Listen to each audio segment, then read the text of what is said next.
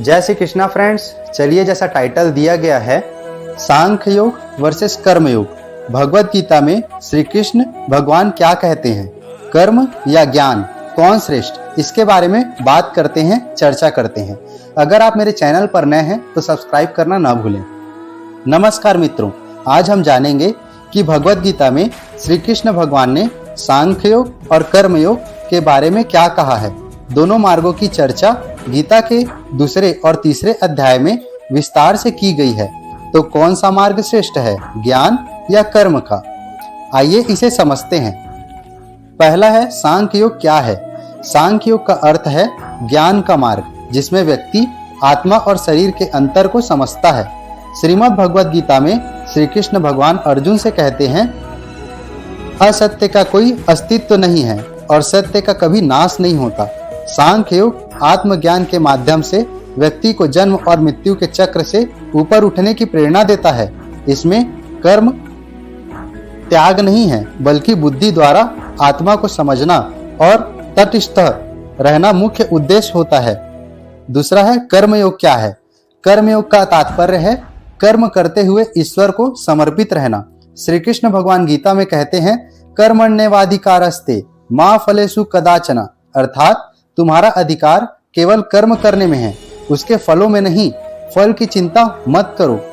कर्म योग यह नहीं कहता कि आप संसारिक कर्मों को त्याग दें, बल्कि यह कहता है कि फल की आसक्ति छोड़े बिना समर्पित भाव से कर्म करें। तीसरा है दोनों में अंतर और सामंजस्य। अब प्रश्न यह है, इन दोनों में क्या अंतर है।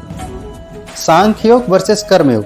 सांख्य योग में कहा जाता है ध्यान और ज्ञान का मार्ग, कर्म योग में कर्म का मार्ग। सांख्य योग में आत्मा की खोज पर केंद्रित, कर्म योग में सेवा और समर्पण पर आधारित।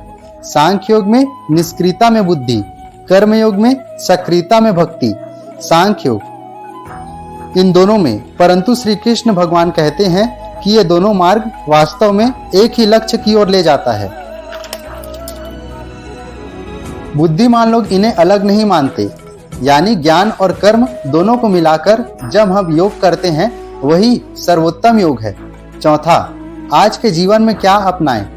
आज की व्यस्त दुनिया में क्या हम केवल ध्यान और ज्ञान के मार्ग पर चल सकते हैं? नहीं, श्री कृष्ण भगवान यही तो सिखाते हैं, कर्म करते हुए भी हम आत्मा के मार्ग पर चल सकते हैं।